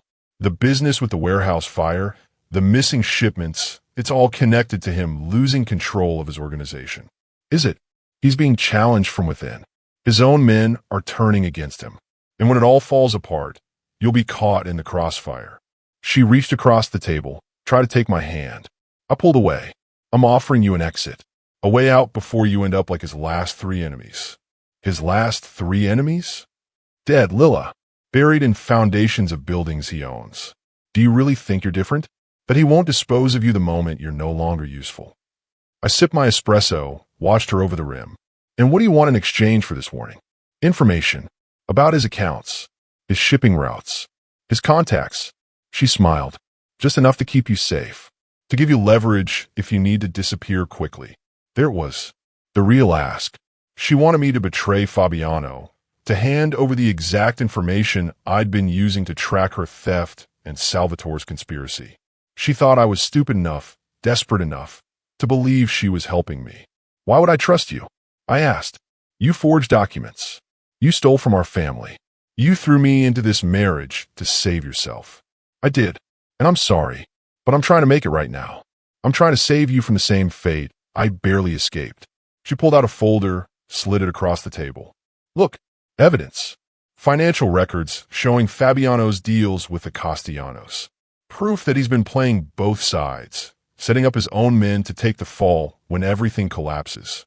I opened the folder. Inside were doctored statements, false manifests, emails that had been carefully edited to make Fabiano look guilty of exactly what Salvatore had been doing. Funneling money to shell corporations. Stealing from his own organization. Planning to disappear with millions while his men took the blame. It was impressive. Thorough. Almost convincing. Almost. These are fake, I said calmly. Maria's smile faltered. What? These financial statements. The account numbers don't match Fabiano's actual holdings. The manifests are dated incorrectly. And this email. I tapped one of the printed pages. The formatting is wrong. Fabiano's email signature includes a security footer. This doesn't. You're wrong. I'm not. I've been reviewing his actual accounts for the past week. I know what they look like. And these aren't them. I closed a folder, pushed it back across the table. So either you're working with terrible forgers, or someone gave you these documents knowing they were fake, knowing you try to use them to manipulate me. The question is who? Her face had gone pale. I don't know what you're talking about. Yes, you do. Because you're not here to save me, Maria. You're here because someone told you to be here. Someone who wants information about Fabiano's real accounts, his real operations. Someone who's using you the same way you used me. I lean forward. Who is it? Castellano? Salvatore? Both. I'm not working with anyone. I'm trying to help. You're trying to survive. Just like always. Stepping on whoever's convenient to keep yourself safe. I pulled out my phone, showed her a photo Dante had compiled. Maria meeting with Castellano's son. Maria accepting money in a parking garage. Maria entering the Castellano estate at 2 in the morning 3 days ago. You've been feeding them information since before you ran, using your position in our family to gather intelligence. That's why Fabiano let you go. Not because he was weak, because you were more valuable as bait.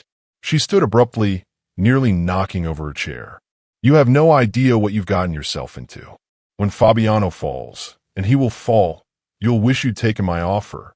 When Fabiano falls, I said quietly, it won't be because of incompetent spies and fake financial records.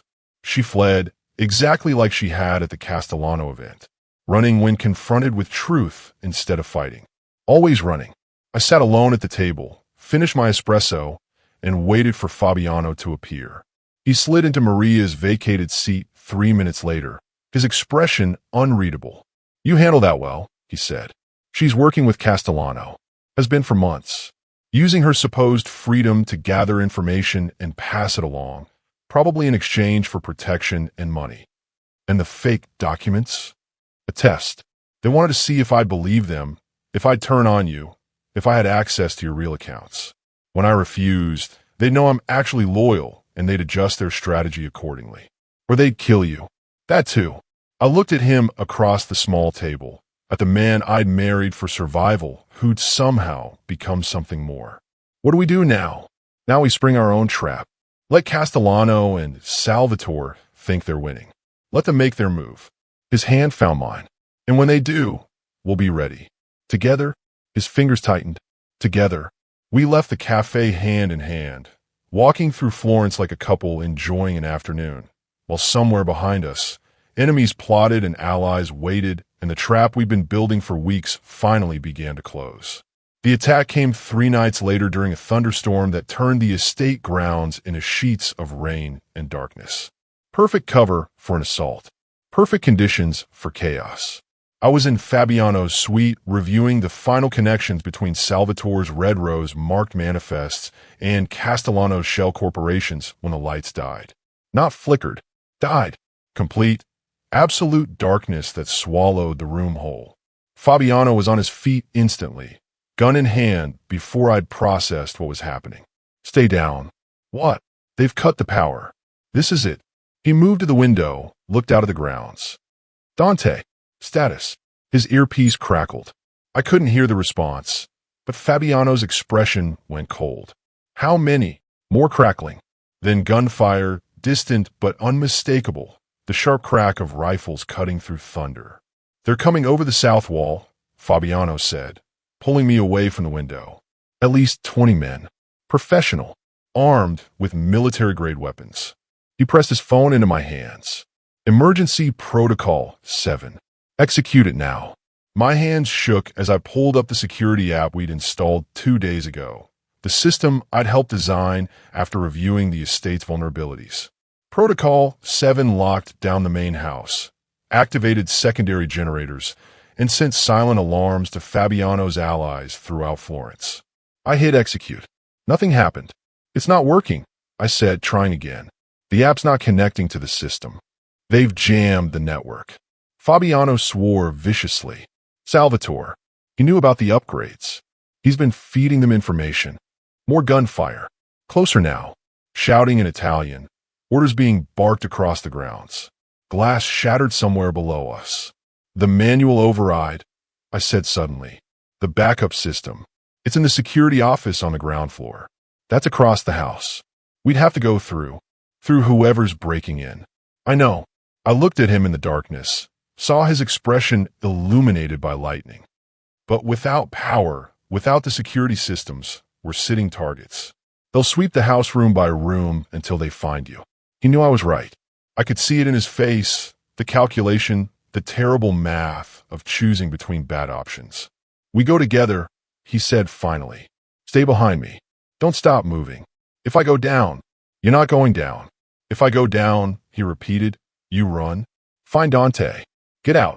I wanted to argue.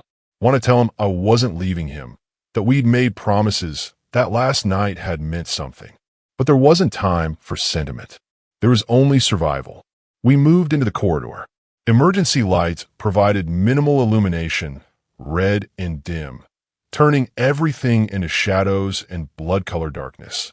Fabiano led, with his gun raised, checking corners with the kind of precision that came from training I didn't want to think about. We made it halfway to the stairs when they appeared. 3 men, dressed in black tactical gear, faces covered. They saw us the same moment we saw them. Fabiano fired twice. 2 men dropped. The third got a shot off that splintered wood beside my head before Fabiano put him down. Move, he said, already running. We hit the stairs as more men poured through the entrance below. Fabiano fired down at them, providing cover as we descended. I counted 4 more bodies. Maybe 5. The house had become a war zone, and we were trapped in the middle of it. The security office was on the ground floor, east wing. We had to cross the main hall, 30 feet of open space with no cover, while men with automatic weapons were systematically clearing the house. On my signal, Fabiano said, "Run for the east corridor. Don't stop. Don't look back. What about you? I'll be right behind you." He was lying. I could hear it in his voice. He was going to stay, provide covering fire, make himself a target so I could reach the security office. "No," I said. "Lila, no. We go together or we don't go at all." I grabbed his arm. "You said we were partners. That means I don't leave you to die in your entrance hall." Lightning lit his face. He looked like he wanted to argue, then reassessed. "Fine. Together. But when I say run, I run. I know." He kissed me, hard and fast, and tasting like fear and fury. Then he pulled back, checked his ammunition, and nodded toward the hall. "Run." We ran. Gunfire erupted behind us, bullets chewing through marble and wood. I felt one pass close enough to stir my hair, heard Fabiano return fire without breaking stride. The east corridor appeared ahead like salvation, and we dove through the doorway as the floor where we'd been standing exploded in a spray of stone fragments. The security office door was locked. Of course it was locked.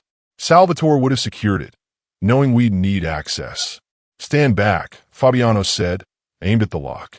"Wait." I pulled a hairpin from my pocket, the one I'd started carrying after realizing how many doors in this place could be picked with patience and steady hands. Shooting it will alert everyone to where we are. They already know where we are, but they don't know exactly what we're doing. I worked the lock, hands steadier than they had any right to be, while men with guns were hunting us through the house. "Give me 30 seconds. The lock clicked open on 28. Inside, the security office was exactly as I memorized it. Monitors showing nothing but static. Control panels dark and useless. And in the back corner, the manual override system, a metal box with physical switches that could restore power and activate defenses even if every digital system was compromised. I ran to it, opened the panel. 20 switches, each labeled with locations and functions. I'd studied this configuration for hours, made Dante walk me through every option until I could recite it in my sleep. Good thing, because I was essentially doing exactly that now. "Main power first," I said, flipping switches in sequence. Then perimeter defenses. Then internal barriers. Nothing happened. "Lila, it needs to sequence." 60 seconds. I checked my phone's timer. 53 seconds left. Footsteps in the corridor. Heavy boots, multiple sets, moving with tactical precision. Fabiano positioned himself at the door, gun ready. "However long you need," he said. "Take it." 30 seconds. The door burst open. Fabiano fired 3 times. 2 men fell. A third returned fire, and Fabiano dove behind a desk that provided minimal cover. 20 seconds. More men in the corridor. I could hear them coordinating, preparing to rush the room. We had seconds before they overwhelmed Fabiano's position. Before this ended with both of us dead on the floor of a security office. 10 seconds. Lila, almost there. 5. The lights blazed back to life, brilliant and blinding. The monitors flickered active, showing camera feeds from across the estate. And outside, I heard a sound like metal gates slamming shut, the perimeter defenses engaging, trapping the attackers between the house and the outer walls. Internal barriers, I said, hitting the final sequence. Steel shutters dropped across doorways throughout the house, cutting off corridors, isolating sections, turning the estate into a maze that only we knew how to navigate. The men in the corridor found themselves trapped on the wrong side of a barrier, their shouting muffled by reinforced metal. Fabiano stared at me. You just locked down the entire house. I told you I helped design the security system. I pulled up the monitor controls, started mapping where the attackers were positioned.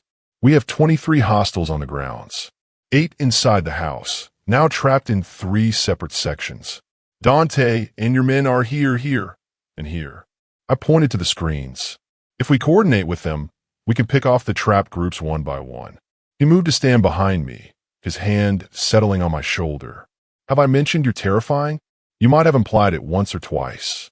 We spent the next 40 minutes systematically reclaiming the estate. I guided Fabiano and his men through corridors using the security cameras, told them when to advance and when to hold position, coordinated a defense that turned the attackers' planned siege into their own nightmare. Each trapped group fell to precisely executed assaults. Each attempted escape route led to dead ends or waiting guns. By the time the storm passed, we'd captured 15 men and killed 8. The rest had fled over the walls when they realized the assault had failed. Dante appeared in the security office doorway, blood on his jacket, but alive. It's over. The grounds are secure. Salvatore? Fabiano asked. Gone. Fled during the initial breach. We're tracking him now. And Castellano's people? These are Castellano's people. Dante gestured to the monitors showing captured men being zip-tied and searched. We found one of his sons among the dead. This wasn't a probing attack. This was a full commitment. Fabiano looked at the screens, at the bodies and prisoners, and evidence of how close we'd come to being overrun. Then he looked at me, still sitting at the control panel, still coordinating with his men through the security system. You saved us, he said quietly. We saved us. Together. I stood, exhaustion hitting me like a physical weight. But now we need to finish this. Salvatore's still out there. Castellano's still out there. And they know their attack failed, which means they'll be planning the next move. Let them plan. Fabiano pulled me against him, held me like I was something more precious than tactical advantage. We know where they're going. We have their people. And we have every piece of evidence we need to destroy them both. The manifests. The shell corporations. Maria's testimony, if we can force it. All of it. He kissed my forehead. Tomorrow, we end this. Tonight, I just want to make sure you're really here. Really alive. I pressed my face against his chest, breathed in cedar and gunpowder and the copper smell of violence. We were alive. We'd survived an assault designed to kill us both. And somewhere in the chaos of gunfire and security protocols, I'd stopped thinking of this marriage as strategy. It had become something else entirely, something worth fighting for. The meeting was called for dawn, when the bodies had been removed and the blood scrubbed from marble floors, but the scent of gunpowder still lingered in the air. Every surviving member of Fabiano's organization was summoned to the main dining room. No exceptions, no excuses. I dressed carefully that morning. Black silk that Rosa had laid out without being asked, the emeralds Fabiano had given me for the Castellano event, and my hair pulled back severely enough to expose the faint bruise on my jaw where I'd hit the floor during the attack. I wanted them to see it. Wanted them to know I'd been in the fight, that I'd bled for this family the same way they had. Fabiano waited for me at the connecting door, wearing a black suit that made him look like death personified. His knuckles were scraped raw. A cut above his eyebrow had been cleaned, but not stitched. He looked exactly like what he was, a man who'd spent the night defending his territory with bullets and blades. "Ready?" he asked. "Are you?" "I've been ready for this since I was 19. He extended his hand. "But having you beside me makes it easier." I took his hand, felt his fingers tighten around mine. We'd survived an assassination attempt, a siege, and a conspiracy that had reached into the highest levels of his organization. What came next would define whether we truly won or merely delayed the inevitable. The dining room was full. 30 men, maybe more, filling chairs and lining the walls. Dante stood near the head of the table, his expression grim. Rosa had positioned herself by the doorway, her usual neutrality replaced by something that looked almost like approval.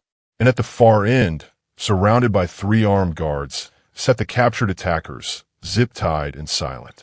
The room fell silent when we entered. Every eye tracked our progress as we moved to the head of the table, Fabiano's hand never leaving mine.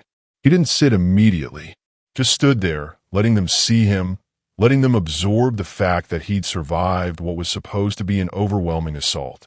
"Last night," he said finally, his voice carrying easily through the silence, "someone decided the Anio family was weak enough to destroy, that our defenses could be breached.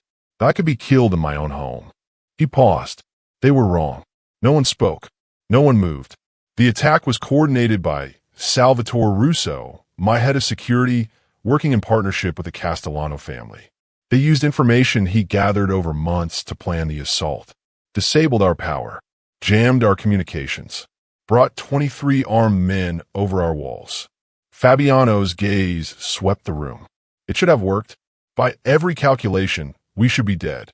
He looked at me then, his expression softening fractionally.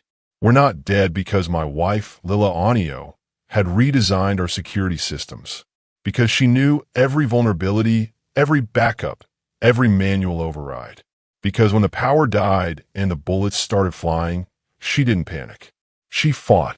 I felt the weight of every stare, some skeptical, some surprised, some calculating whether this changed their assessment of me. Whether I'd gone from decorative liability to actual threat. "Show them," Fabiano said quietly.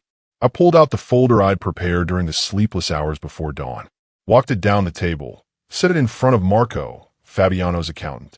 "These are the manifests Salvatore marked with his personal signature. Red roses with upward thorns.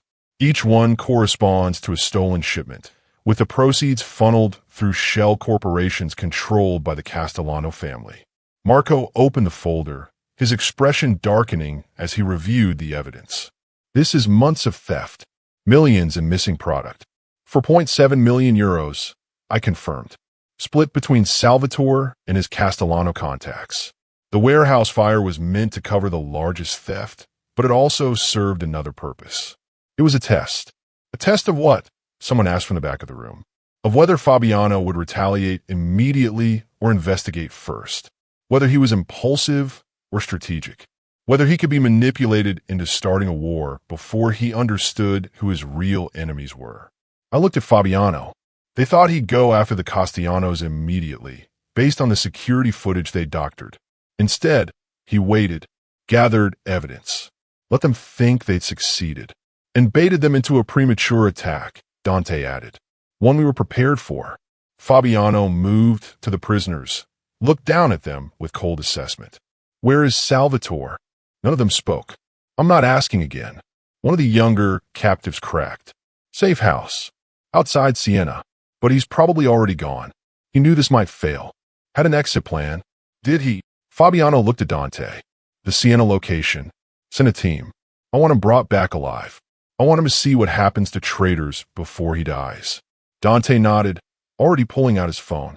"As for the Castellanos," Fabiano continued, his attention returning to the room at large, "they've declared war by attacking this estate, by killing 3 of our men, by attempting to assassinate me and my wife." His hand found mine again, pulled me to stand beside him at the head of the table. "That war ends one of 2 ways. Either they surrender territory, pay reparations, and acknowledge Anio's superiority. Or we dismantle their organization piece by piece until there's nothing left but memory. The room erupted in approval, fists hitting the table, voices rising in agreement. These were men who understood violence, who respected strength, who'd been waiting for Fabiano to unleash them against the family that had dared to attack. "There's one more matter," I said, cutting through the noise. The room quieted, surprised I was speaking. "Maria Bianchi Marcello." Fabiano's expression shifted into something colder. "Dante, bring her in." I hadn't known she was here. Hadn't known Dante's men had collected her during the night. But when she appeared in the doorway, flanked by guards, looking small and terrified in yesterday's designer dress, I understood. This had always been part of the plan. The final piece of justice before we could move forward. "Maria," Fabiano said, "thank you for joining us." I wasn't. She saw me standing beside Fabiano, saw the emeralds and the bruise and the way his hand held mine, and whatever composure she'd maintained crumbled. "I didn't know they were going to attack. I swear. I just gave them information. I didn't think." "You gave them access codes," I said quietly. "Security protocols. My daily schedule. Everything they needed to plan last night's assault. They told me it was just for leverage, for negotiations. They said no one would get hurt. And you believed them because it was convenient. Because believing anything else would have required you to accept responsibility for your choices." I moved closer, let her see the person she'd thrown away to save herself. 3 men died last night, Maria. Good men with families. Men who were just doing their jobs when bullets tore through the walls. And you helped put those bullets there. I didn't know. You didn't care. Fabiano's voice cut through her protests. You've spent your entire life using people and discarding them when they stopped being useful. Lilla, your father, me, even the Castellanos who thought you were an asset. You're not an asset, Maria. You're a liability. Please. She was crying now, mascara tracking down her cheeks. I'll fix it. I'll testify. I'll tell everyone what Castellano planned. Just don't. Don't what? Kill you. He looked at her with something that might have been pity if it had been warmer. You're not worth a bullet, but you're going to testify. You're going to give us everything you know about Castellano's operations, his contacts, his weaknesses. And then you're going to disappear. Disappear? We've seized the money you stole. The accounts in Malta, the properties you bought with Marcello family assets, all of it. You have exactly what you came into this world with. Nothing. He nodded to the guards. Take her to a holding room. Make sure she's comfortable. She has a lot of writing to do. They removed her, her protests fading as she was led away. The room watched in silence, absorbing the lesson. Betrayal had consequences. Disloyalty ended in ruin. Anyone else have doubts about their position in this family? Fabiano asked, his gaze sweeping the assembled men. Any other questions about who leads here? About who makes decisions? About whether my wife is a weakness or a strength? Silence. Then Marco stood, raised his glass. To Don Anio, and to Donna Anio, who saved us all. The room stood, glasses raised, the title settling over me like a crown I hadn't asked for, but had somehow earned. Donna Anio, not just the wife, the lady, the partner, the queen of an empire built on violence and loyalty, and the kind of justice that couldn't be found in courtrooms. Fabiano pulled me closer, kissed my temple in front of everyone. To new beginnings, he said, and to the woman brave enough to fight for them. The celebration stretched into mourning, strategies being planned, territories being reassessed, the organization rebuilding itself around the reality of what we'd survived. I sat beside Fabiano at the head of that table, not as decoration or obligation, but as someone who'd proven my worth in blood and bullets and the careful mathematics of security systems. Later, when the room had cleared and it was just us and Dante reviewing final details, Fabiano pulled me into the hallway, pressed me against the wall with the kind of hunger that had nothing to do with violence and everything to do with being alive. I love you, he said against my mouth. I froze. What? I love you. I've probably loved you since you called out Maria's embezzlement in your father's conference room. I just needed a siege and an assassination attempt to admit it. That's the most romantic thing anyone's ever said to me. I'm not a romantic man, Lila, but I'm yours. Completely. Irrevocably. Whether you want me or not. I looked at him, at the man who'd been a terrifying stranger 2 weeks ago, who'd become my husband and my partner and somehow, impossibly, the person I trusted most in the world. I want you. God help me, I want you. He kissed me then, deep and claiming and full of promises neither of us had expected to make. When he pulled back, his eyes were softer than I'd ever seen them. Then let's build something worth keeping, he said. You and me. A new order. A better empire. Together. Always together. We returned to the dining room hand in hand, ready to reshape the underworld into something that bore our combined fingerprints. I was no longer the sacrificial bride traded to settle debts. I was Lila Anio, the woman who'd turned a forced marriage into a partnership, who'd saved her husband's empire and earned her place at his side. The queen who'd been forged in fire and blood and had emerged stronger than anyone expected, including herself. Thank you for watching this story to the end. If you enjoyed this story, you will surely love the next one. It's as crazier and more intriguing as you can ever imagine. So do check it out. Click on the image showing on your screen right now to watch the next one.